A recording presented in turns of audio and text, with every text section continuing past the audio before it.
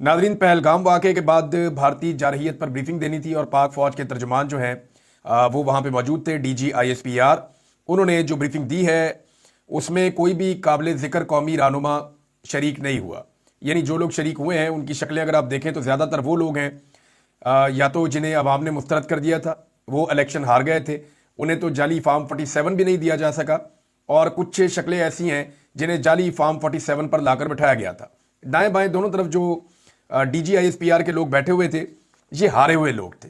और पाकिस्तान तहरीक इंसाफ वैसे भी ये समझ रही है कि ये जो मीटिंग बुलाई गई है ये कौमी यकजहती के लिए नहीं है, ये सिर्फ खाना पूरी की गई है। अब इसमें जो है वो शहबाज शरीफ शामिल नहीं हुए, नवाज शरीफ शामिल नहीं हुए, बिलावल जरदारी शामिल नहीं हुए, फजल रहमान इसमें शामिल नहीं हुए, और दीगर जो बड़ी सियासी शख्सियत हैं पाकिस्तान की वो इस इजलास में शामिल नहीं हुई। यूसुफ रज़ा गिलानी भी नज़र नहीं आए और बहुत सारे लोग हैं, बिलावल भी इसके अंदर नहीं थे। तो ये कोई भी काबिल ज़िक्र सियासी रहनुमा इसमें नहीं आया और ऐसा लगता है कि संजीदगी नहीं दिखाई गई। यहाँ पे एक बड़ा मज़ेदार मुतालबा किया साहबजादा हामिद रज़ा साहब ने। वो इजलास में तो नहीं गए, मीटिंग में नहीं गए, लेकिन उन्होंने कहा कि पाकिस्तान पर अब ये वक्त भी आना था कि अता तारड़ जैसे लोग कौमी सलामती पर ब्रीफिंग देंगे। ये अता तारड़ बड़े लंबे मार्जिन से इलेक्शन हारे हुए। उस हल्के में पाकिस्तान तहरीक इंसाफ इलेक्शन जीती थी और ज़हीर बाज साहब जीते थे इलेक्शन, और दूसरे नंबर पे आए थे बिलावल, तीसरे नंबर पे आए थे अता तारड़। लेकिन जो इनकी काबिलियत है उसकी बुनियाद पे इनको पहले नंबर पे लाया गया और PTI के उम्मीदवार को फारिग करके इलेक्शन हरवा दिया गया। अब साहबजादा हामिद रज़ा साहब कह रहे हैं कि ये वक्त भी आना था कि अता तारड़ जैसे लोग जो हैं वो कौमी सलामती पे ब्रीफिंग देंगे। इन्ना लिल्लाहि व इन्ना इलैहि राजिऊन। कौमी सलामती पर ब्रीफिंग का तो पता नहीं। अता तारड़ अगर ख्वाजा आसिफ के दोनों पाकिस्तान मुखालिफ बयानात और शरीफ फैमिली की इंडिया के खिलाफ खामोशी पर कौम को ब्रीफिंग दे दे तो ज़्यादा बेहतर होगा। यानी ये बताने के कि कौमी सलामती में क्या करना है, पहले ये बता दें कि ख्वाजा आसिफ ने जो पाकिस्तान के खिलाफ बयानात दिए हैं और उनके बयानिए से जो पाकिस्तान को नुकसान पहुंचा है, पहले तो उसके ऊपर बताएं ना, इंफॉर्मेशन मिनिस्टर है। दूसरा बताएं कि नवाज शरीफ और मरियम नवाज और ये शहबाज शरीफ और बाकी सारी फैमिली ये नरेंद्र मोदी को या भारतीय जारहियत को चैलेंज क्यों नहीं करते और उनके ललकारने का जवाब क्यों नहीं देते, खामोश क्यों रहते हैं। फजल रहमान साहब भी नहीं है। अच्छा जी, ये अब इसके ऊपर रोला पड़ा हुआ है कि जनाब इन हारी हुई शक्लों को जिन्हें कौम ने मुस्तरद किया हुआ है, जिन्हें कौम देखने नहीं चाहती, वो कौमी यकजहती करेंगे। यानी कैसे मुमकिन है कि कौम यकजा हो जाए उन लोगों के कहने पे जिन्हें कौम देखना ही नहीं चाहती। यानी आप कोई लीडर हो ना जो कौम को इकट्ठा करे। ये पहली दफ़ा पाकिस्तान की तारीख में हो रहा है कि पूरी कौम पार्लियामान की तरफ नहीं देख रही, पूरी कौम जो है वो ऐवान सदर या वजीर आजम हाउस की तरफ नहीं देख रही, पूरी कौम जो है वो अदलिया की तरफ नहीं देख रही, GHQ की तरफ नहीं देख रही। ये पहली मरतबा हुआ है कि पूरी कौम अडियाला की तरफ देख रही है कि अडियाला के अंदर बैठा हुआ कैदी नंबर 804 फैसला करेगा और उसके फैसले के ऊपर ही हम आगे बढ़ेंगे। अब जिन लोगों के पास इख्तियार है वो बेइख्तियार है, और वो जो आदमी इस वक्त कैद के अंदर बैठा हुआ है उसके पास मुकम्मल इख्तियार है। यानी उसके बाहर आने के हवाले से भी या बाहर लाने के हवाले से भी हुकूमती वज़रा अपनी बेबसी का इजहार करते हैं। राणा सनाउल्लाह साहब ने कहा कि भी इमरान खान बाहर आना नहीं चाहते तो हम क्या करें। अब ये अपना सारा का सारा इख्तियार जो है वो इख्तियार के चक्कर में गिरवी रख चुके हैं। जेल से क्या पैगाम आता है, अब उस पर लोग कहते हैं जी हम अपना फैसला करेंगे। भारत के मामले पर क्या करना है, अडियाला जेल वाला बताएगा। मादनियात बिल का क्या करना है, अडियाला जेल वाला बताएगा। एहतजाज और तहरीक का क्या करना है, अडियाला जेल वाला बताएगा। सही और गलत क्या है, अडियाला जेल वाला बताएगा। नहीं, अडियाला जेल वाले ने कौम के आसाब को कैप्चर कर लिया है मार खा के। यानी उसने अपनी रिजिलियंस शो की ना, अपना करैक्टर शो किया कि मैं इनकी तरह डील नहीं करूंगा, मैं नवाज शरीफ नहीं बनूंगा। नवाज शरीफ बनने से इमरान खान ने इनकार किया और उस इनकार के बाद पाकिस्तानियों ने इमरान खान साहब को सर पे बिठा लिया, क्योंकि बार बार वो नवाज शरीफ से धोखा खा चुके थे और इतनी दफ़ा उन्होंने बेचारों ने धोखा खाया कि अब वो इंतजार में थे कि कोई ऐसा मर्द का बच्चा आए जो आकर उनको लीड करे। तो इमरान खान की सूरत में उन्हें वो बंदा मिल गया। नाज़रीन, सूरत हाल ये है कि कुछ लोग ये ताने दे रहे हैं कि पाकिस्तान तहरीक इंसाफ ने कौमी यकजहती के इस मौके को ज़ाया क्यों किया।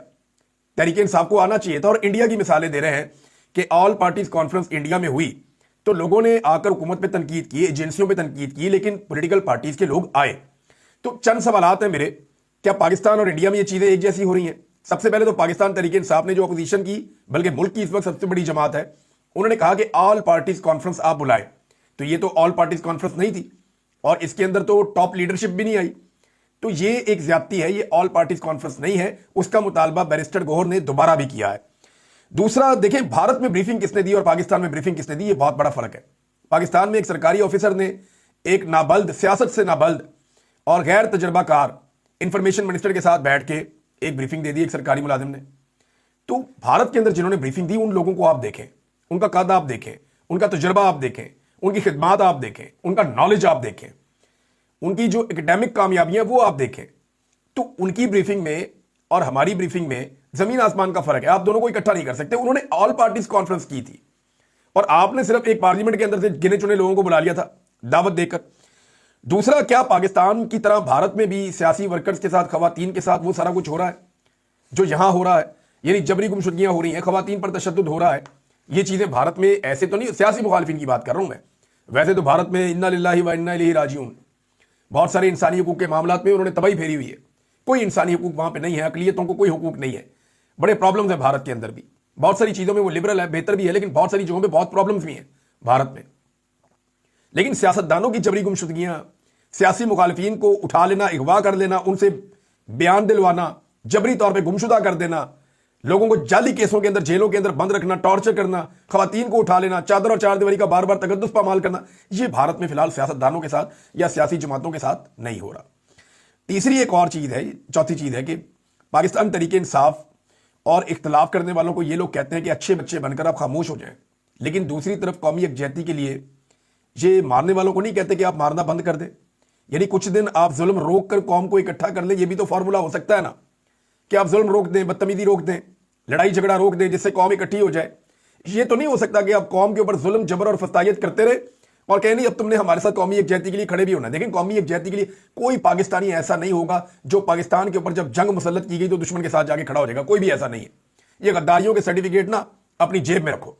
ये बकवास करना जो बैठ के कर रहे हैं ना मुख्तलिफ काले पीले चैनल्स के ऊपर, ये बंद करें। ये लोग, ये जो एस्टेब्लिशमेंट के लोग टाउट्स कुछ प्रोपेगेंडा फैला रहे हैं कि ये गद्दार है, वो गद्दार है, और कोई भी गद्दार नहीं है इस मुल्क में। जब हम किसी को गद्दार नहीं कह रहे, गद्दार तो वो है जिसने पाकिस्तान का आइन तोड़ा और बार बार तोड़ा, वो गद्दार है, उसको सजा होनी चाहिए ताकि पाकिस्तान जो है वो ट्रैक के ऊपर आए। अब मामला ये है कि जुल्म को रोका जाना चाहिए, जुल्म और जबर को इस माहौल में फौरन रोकना चाहिए ताकि कौम इकट्ठी हो सके। फिर लोगों को मारते हैं, लोग बेचारे रोते हैं, उन्हें कहते हैं रोना नहीं है क्योंकि बॉर्डर के ऊपर तनाव है। ये कैसे हो सकता है? ये मुमकिन नहीं है। अब नाजरीन, पाकिस्तान और भारत में जो लाइन ऑफ कंट्रोल पे शेलिंग और फायरिंग जारी है वक्फे वक्फे से, ये होती रहती है। रोजाना एक आधी एपिसोड, एक दो एपिसोड हो जाती हैं, लेकिन अभी तक कोई भी बड़ा नुकसान, खास तौर पे कोई जानी नुकसान अल्हम्दुलिल्लाह अभी तक रिपोर्ट नहीं हुआ। कोई ऐसी चीज नहीं है, बल्कि दोनों जानिब से रिपोर्ट नहीं हुआ, ना इंडिया की जानिब से ना पाकिस्तान की जानिब से। पिछले वीलॉग में मैंने आपको एक खबर दी थी कि भारत ने पानी रोकना शुरू कर दिया है आबी जारहियत के मामले में। जब उसने सिंध तास मुआहिदा मुअत्तल किया तो अब दरियाए चनाब के ऊपर जो उन्होंने बगलीहार डैम बनाया है वहां से उन्होंने पाकिस्तान का पानी रोका। अब पाकिस्तानी मीडिया भी इसकी तस्दीक करना शुरू हो गया है, और यहाँ पे मैं जो खबर आपको बता रहा हूँ ये जियो न्यूज़ से है, बाकी सारे चैनल्स ने भी इन खबरों को उठाया है कि पाकिस्तान की तरफ आने वाला पानी भारत ने रोकना शुरू कर दिया है, जिसके बाद दरियाए चनाब में पानी के बहाव में मुसलसल कमी आ रही है। और हेड मराला के मकाम पर पानी की आमद 87,000 क्यूसेक थी, जो आज सिर्फ 10,800 क्यूसेक रह गई है। यानी ये 24 घंटे के अंदर हुआ है। 24 घंटे में हमारा लगभग 8 गुना पानी भारत ने कम कर दिया है, 8 से 9 गुना। 87,000 क्यूसेक से 10,000 क्यूसेक रह गया है। यानी 8 से 9 गुना पानी 24 घंटों में भारत ने हमारा बंद कर दिया है, जो दरियाए चनाब में आ रहा था बगलीहार डैम से। अब आपके पास क्या ऑप्शन है? एक ही ऑप्शन है ना कि आप उस डैम का वो दरवाजा तोड़ दें, उस बंद को आप तोड़ दें ताकि आपका पानी पाकिस्तान में आ जाए, वरना भारत तो आपका पानी बंद कर रहा है। यही वो बात है, मैं पहले भी ये कह रहा था कि जो भारत ने पाकिस्तान पे स्ट्राइक करनी थी, बड़ी स्ट्राइक, वो हो चुकी है। जब भारत ने कह दिया कि सिंध तास मुआहिदा मुअत्तल खत्म, तो स्ट्राइक का आगाज हो गया, उन्होंने स्ट्राइक कर दी है। अब आपने उसका जवाब देना है। आपके पास क्या जवाब है? तो पाकिस्तान ने एक फैसला किया है कि ये मामला अक़वाम मुत्तहिदा में पाकिस्तान लेकर जा रहा है। पाकिस्तान ने अब तक एक बड़ी जिम्मेदार रियासत होने का सबूत दिया है नाज़रीन, और बार बार ये सबूत दिया है, लेकिन साथ ही साथ हमें पाकिस्तान के हुक्मरानों से शिकवा है कि उन्होंने खुलकर भारतीय ललकार का उस तरह जवाब नहीं दिया जैसा अपने दौर में इमरान खान साहब ने दिया था। पाकिस्तान का भारत की जानिब से शुरू की गई जारहियत और खित्ते की ताज़ा तरीन सूरत हाल से अक़वाम मुत्तहिदा को आगाह करने का फैसला पाकिस्तान खसूसी तौर पर सिंध तास मुआहिदे को मुअत्तल करने के लिए भारत के गैर कानूनी इक़दामात को उजागर करेगा। तो नाज़रीन, 24 घंटों में पाकिस्तान आने वाला पानी 8 से 9 गुना कम हो गया है।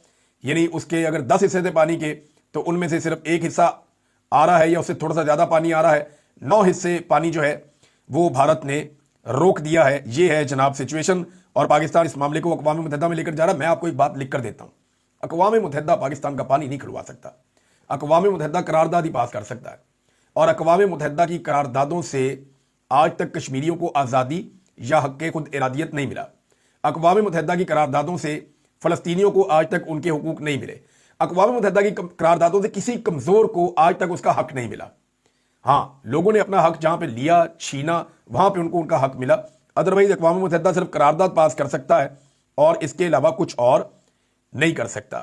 ناظرین، جنید اکبر صاحب نے ایک وارننگ دی ہے، وہ وارننگ بھی میں آپ کے سامنے رکھتا ہوں، لیکن امریکی میڈیا میں ایک خبر آئی ہے، اور یہ امریکن میڈیا کا ایک چینل ہے ڈیموکریسی ناؤ، انہوں نے ایک تفصیلی رپورٹ شائع کی ہے پاکستان کے حوالے سے، بڑی تفصیلات بتائی ہیں کہ عمران خان صاحب کیسی سیاست کر رہے ہیں، کتنے پاپولر ہیں، وہ پاکستان میں الیکشن جیت گئے تھے، کس طرح الیکشن کے بعد دھاندلی کر کے عمران خان صاحب کو حکومت بنانے سے روکا گیا، پھر کس طریقے سے عمران خان صاحب نے اپنی اینٹی اسٹیبلشمنٹ سیاست کو پوری طرح سے اسٹیبلش کر دیا پاکستان میں، اور عوام کس طرح عمران خان کے ساتھ کھڑی ہوئی ہے، اور پھر انہوں نے 26 نومبر کو پاکستان کی تاریخ کا سیاہ ترین دن بھی قرار دے دیا۔ چینل کے مطابق جو ہلاکتیں ہوئی تھیں ان کی اصل تعداد بتانا بھی ممکن نہیں ہے۔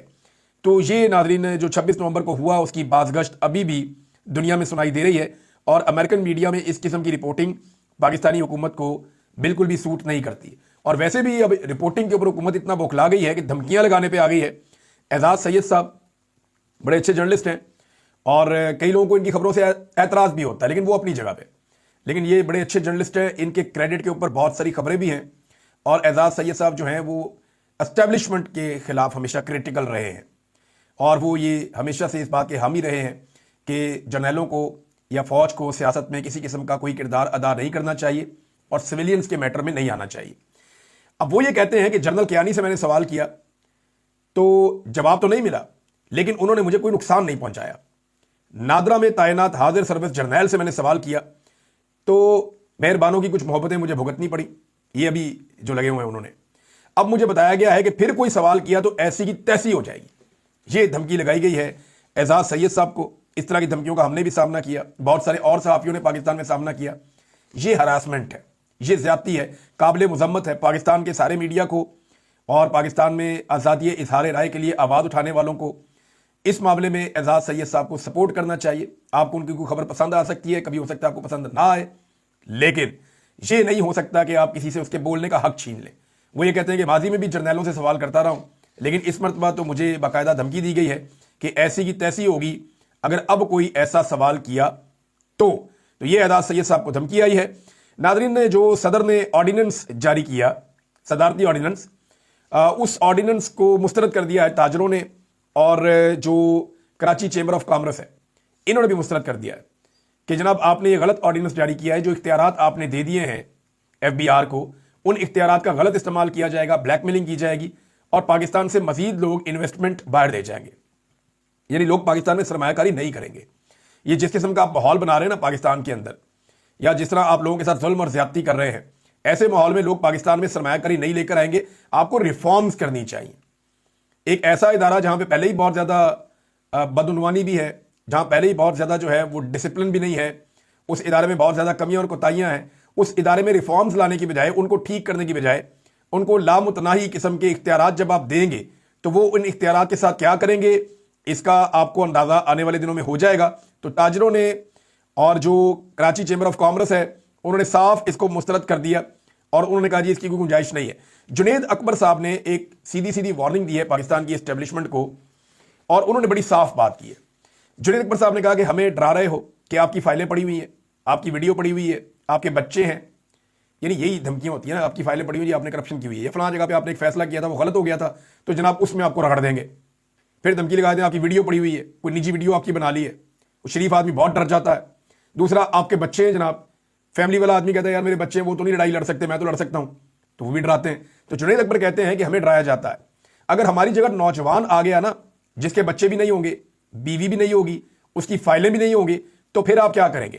تمہارے لیے بہت مشکل ہو جائے گا، وہ تو تمہیں مذمت کے قابل بھی نہیں چھوڑے گا۔ یہ جنید اکبر صاحب نے کہا، اور میرے خیال میں غلط بات نہیں ہے۔ نوجوان اس وقت پاکستان تحریک انصاف کی قیادت کے اوپر بہت برہم ہے، بڑے گرم ہیں، اور وہ تحریک انصاف کی قیادت کو آڑے ہاتھوں لے رہے ہیں کہ کوئی لائے عمل آپ دیں فٹافٹ۔ آپ کے پاس کوئی لائے عمل نہیں ہے کہ احتجاج کرنا ہے، کس طرف جانا ہے، کیا کام کرنا ہے، سمت کیا ہوگی، آگے کیا کرنا ہے، آپ کچھ نہیں بتا رہے۔ تو چیزیں جو ہیں وہ قیادت کے ہاتھ سے نکل کر نوجوانوں کے ہاتھوں میں جا رہی ہیں اور نوجوان بڑے زوردار طریقے سے اپنی تحریک کی تیاریاں کر رہے ہیں۔ اب اس میں ناظرین سلمان اکرم راجہ صاحب کا ایک سٹیٹمنٹ آیا، پہلے میں وہ سٹیٹمنٹ آپ کے سامنے رکھ دیتا ہوں، پھر اس حوالے سے مجھے کچھ چیزیں آپ کو بتانی ہیں۔ ایک تو سلمان اکرم راجہ صاحب نے کہا کہ عمران خان بالکل ڈیل نہیں کر رہے، اگر ڈیل سے مراد اپنے لیے آسائش یا بیک ڈور پتلی گلی ہے تو ایسا نہیں ہوگا، ہم قانون اور شفاف انتخابات کی بات کر رہے ہیں، اگر کوئی ہماری یہ بات مانتا ہے قانون کے مطابق عدالتوں کو کام کرنے دیا جاتا ہے تو عمران خان قانون کے مطابق باہر آئیں گے۔ یہ سلمان اکرم راجہ صاحب نے کہا۔ میں نے آپ کو پہلے بھی بتایا تھا کہ پاکستان تحریک انصاف کا وہ جو ایک نیریٹو تھا نا کہ آپ مینڈیٹ ہمیں واپس کریں، وہ اب ختم ہو گیا کیونکہ ٹائم اتنا زیادہ گزر گیا ہے، اب مینڈیٹ واپسی والی بات تو رہی نہیں۔ تو تحریک انصاف کے بعد مقبولیت تو پہلے سے بھی زیادہ ہے، وہ پہلے سے زیادہ تگڑے ہیں، مضبوط ہیں۔ تو اب انہوں نے یہ فیصلہ کیا کہ نیا الیکشن مانگو ان سے، مڈ ٹرم الیکشن کروا لیں، جتنی جلدی دوبارہ الیکشن ہو جائے گا پاکستان کے حالات اتنی جلدی ٹھیک ہو جائیں گے۔ اور تحریک انصاف کو کانفیڈنس اس لیے بھی ہے کہ انہیں لگتا ہے کہ اب جب بھی الیکشن ہوگا وہ پھر سے الیکشن جیت جائیں گے۔ سلمان اکرم راجہ صاحب نے ایک اور بات کہی، یہ بات ذرا تھوڑی ایسی ہے جس پہ کرٹیسزم بھی ہوا۔ انہوں نے کہا جی 1200-1500 لوگوں کے نکلنے سے انقلاب نہیں آتا۔ 26 نومبر کے احتجاج میں ہر تحصیل سے 1200-1500 لوگ نکلے اور وہ بھی تتر بتر ہو گئے جب انہوں نے دیکھا کہ ہم اتنے ہی رہیں گے جبکہ ہم لاکھوں کی بات کرتے ہیں۔ اچھا، لوگ تتر بتر ہوئے سر اس لیے کہ وہاں گولی چل گئی تھی۔ ریاست اگر گولی نہ چلاتی تو لوگ کیوں بھاگتے؟ لوگ وہیں پہ موجود رہتے۔ دوسرا ہو سکتا ہے کہ لوگ پھر بھی موجود رہتے، لوگ تو روک رہے تھے اپنے وزیر اعلیٰ کو کہ آپ یہاں پہ رکیں ہمارے ساتھ۔ اگر کوئی وزیر گولی کھا لیتا، کوئی وزیر اعلیٰ گولی کھا لیتا یا کوئی ایم این اے یا سینیٹر کو گولی لگ جاتی خدا نہ خواستہ، تو لوگ کبھی بھی نہ ڈی چوک کو چھوڑ کر جاتے۔ لوگوں نے ڈی چوک کو نہیں چھوڑا، لوگ ڈی چوک سے تتر بتر نہیں ہوئے۔ بہت سارے نوجوانوں نے، عثمان چودھری ہیں، دیگر نوجوان ہیں، حسنین رفیق ہیں، یہ لوگ گواہ ہیں اس بات کے، اور وہ اپنے منہ سے کہہ رہے ہیں کہ ہم نے اتنا بڑا لانگ مارچ کبھی نہیں دیکھا جتنا بڑا لانگ مارچ 26 تاریخ کو پہنچا تھا اسلام آباد۔ یعنی 25 تاریخ کو جو لوگ اسلام آباد میں داخل ہوئے اور 26 تاریخ تک جو لوگ آگے ٹریول کرتے رہے، یہ اتنی بڑی تعداد میں لوگ تھے کہ اتنا بڑا لانگ مارچ تو عمران خان کے ساتھ بھی نہیں آیا تھا، ان کا یہ کلیم تھا، جو عمران خان کے لیے وہاں پہ لوگ پہنچ گئے۔ اب لوگ تو بہت زیادہ تھے، سنٹورس کے پاس جب یہ پہنچے تو تاحد نظر لوگ ہی لوگ تھے۔ وہ کہتے ہیں ہم نے کبھی ایسا کراؤڈ نہیں دیکھا۔ اب لیڈرشپ کا کام تھا کہ وہ وہاں بیٹھ جاتی پکی ہو کے، گولی لگتی، چوٹ لگتی، وہ پھر بھی بیٹھ جاتا کہ ہم یہاں سے نہیں جائیں گے۔ تو ایک لیول سے آگے ریاست کہاں جا سکتی تھی؟ کیا ہو سکتا تھا؟ کوئی جلیاں والا باغ بنا دیتے وہاں پہ۔ ظلم تو ریاست نے بہت کیا، جبر تو بہت کیا، لیکن لیڈرشپ کو وہاں پہ رکنا چاہیے تھا، کھڑے ہونا چاہیے تھا۔ لیڈرشپ نے اپنے پاؤں زمین پہ نہیں رکھے۔ دیکھیں، کارکنوں کو ذمہ نہ دیں، کارکنوں نے اپنا رول پلے کیا، عام عوام نے اپنی قربانی دی ہے، لوگوں نے لاشیں اٹھائی ہیں۔ کوئی ایک لیڈر ہے جس کی لاش وہاں سے اٹھائی گئی ہو؟ ایک بھی نہیں ہے۔ اللہ نہ کرے ایسا ہو، لیکن کوئی ایک بھی نہیں ہے نا جو عوام کے ساتھ وہاں پہ کھڑا ہوا ہوتا یا لوگوں سے پہلے جا کے اسپتال میں کھڑا ہوا ہوتا کہ میرے زخمی یہاں پہ آ رہے ہیں۔ کوئی بھی نہیں ہے۔ کوئی بات کرنے کے لیے بھی نہیں رکا، کوئی ویڈیو بنانے کے لیے بھی نہیں رکا، کوئی سٹیٹمنٹ دینے کے لیے بھی نہیں رکا، سارے کے سارے وہاں سے چلے گئے۔ تو لوگوں کے اوپر آپ بلیم نہیں کر سکتے، لوگ تو بہت بڑی تعداد میں آئے تھے، لیکن لیڈرشپ نے لوگوں کو وہاں پہ چھوڑ دیا تھا۔ اور اگر لیڈرشپ وہاں پہ بیٹھ جاتی اور معاملہ پھنس جاتا تو مزید شہروں سے مزید لوگ نکل کر آتے۔ پوری دنیا میں جو انقلاب آتے ہیں یا پوری دنیا کے اندر جب لوگ اکٹھے ہوتے ہیں تو ایسا نہیں ہوتا کہ لوگ ایک ساتھ ہی نکل کر سارے آ جاتے ہیں، ایسا کم ہوتا ہے۔ ہوتا یہ ہے کہ پہلے کچھ لوگ آتے ہیں، پھر کچھ اور آتے ہیں، پھر کچھ اور آتے ہیں، اور ہوتے ہوتے پورا ملک ہی نکل آتا ہے۔ تو اس طریقے سے انقلاب آگے بڑھتا ہے۔ یہ نہیں ہوتا کہ آپ ایک ٹائم دیتے ہیں، فکس ٹائم کہ اتنے بجے سے لے کے اتنے بجے تک انقلاب آئے گا، اس ملک میں سارے نکل آنا، ایسا نہیں ہوتا۔ تو لیڈرشپ تھوڑی کمزور بھی ہے، کچھ لوگ خوفزدہ بھی ہیں، کچھ کمپرومائز بھی ہیں بیچ میں، اور انہیں لگتا ہے کہ ڈیل کے ساتھ ہی معاملہ ہوگا۔ یعنی یہی چاہ رہے ہیں نا عمران خان صاحب کو، دیکھیں ملاقات تو ان کی روک دی ہے۔ اب عمران خان کی ملاقات بھی نہ ہو سکے تو ایک صوبے میں ان کی حکومت کا فائدہ کیا ہے کہ وہ اتنا سا دباؤ نہیں ڈال پا رہے کہ ہمارا لیڈر جس کی وجہ سے ہمیں یہاں پہ صوبے میں حکومت ملی ہوئی ہے اس کی ملاقات اس کی بہنوں سے کروا دیں۔ یہ اتنا سا کام ہے، ایک پوری صوبائی حکومت ہے، ایک پورا یونٹ ہے، وہاں پہ چیف ایگزیکٹو ہے، سارا نظام اور عوام کی بھرپور طاقت ہے، اس کے باوجود وہ عمران خان کی ان کی بہنوں سے ملاقات نہیں کروا پا رہے۔ تو یہ ایک کمزوری ہے جو نہیں ہونی چاہیے۔